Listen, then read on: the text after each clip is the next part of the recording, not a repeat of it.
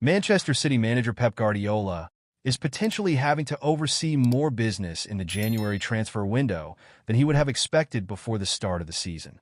The citizens have almost had their hand forced by their poor form on the pitch so far this term, with the club currently sat in sixth place in the Premier League after 6 defeats in 20 matches.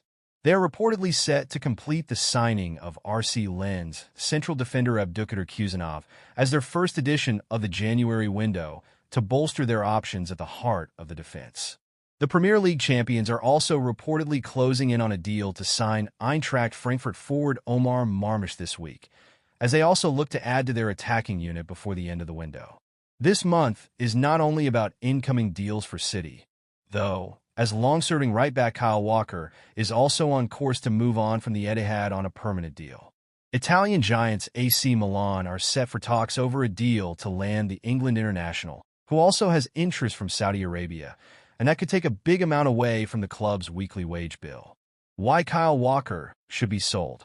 The former Tottenham Hotspur defender, who made the move to City in the summer of 2017, is reportedly on a weekly wage of £175,000 per week, which works out as roughly £9 million per season.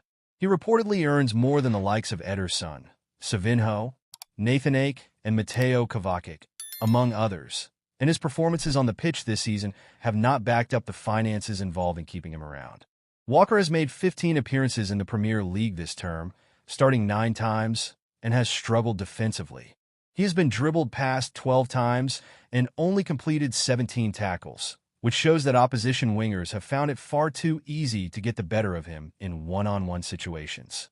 As you can see in the graphic from Sky Sports above, Manchester City have been significantly better off without the English veteran in their team in all competitions this season, winning more frequently and conceding far less. This suggests that Guardiola is right to sanction an exit for the experienced right-back because he is not contributing enough on the pitch to justify his wages. However, he is not the only high earner the citizens should consider moving on in the January transfer window, as there is also speculation over Kevin De Bruyne's future. The latest on Kevin De Bruyne's future.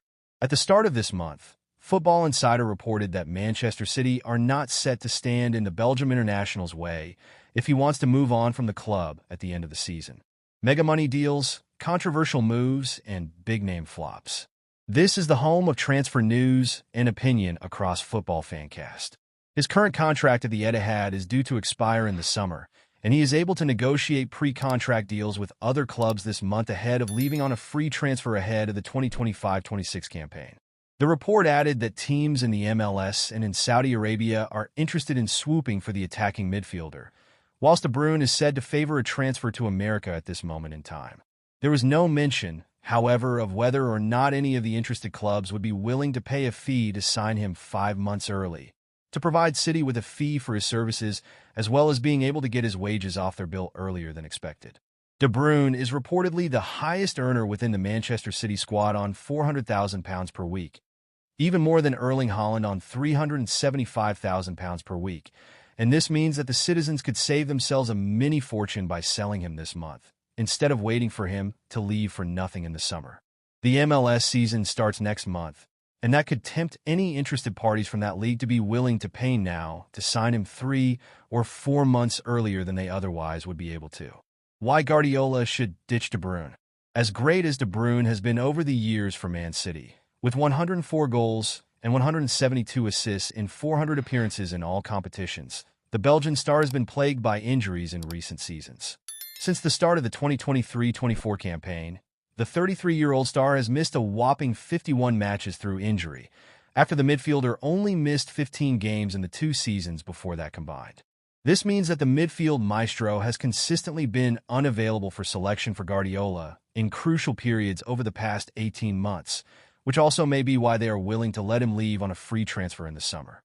De Bruyne, who was described as a world-class player by Gary Neville in 2023, has not offered enough on the pitch, as is also the case with Walker, to justify his staggering wages. As you can see in the table above, Haaland, who earns less than the Belgian in wages, has been significantly better in the Premier League this season, both in terms of his availability and his output in the final third.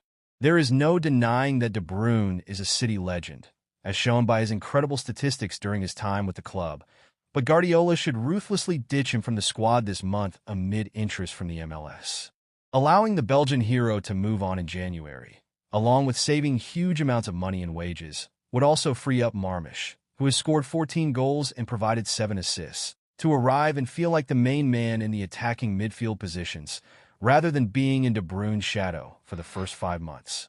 Therefore, there are a multitude of reasons why Man City, ditching the former Chelsea and Wolfsburg star in the January transfer window, could make a lot of sense for the club.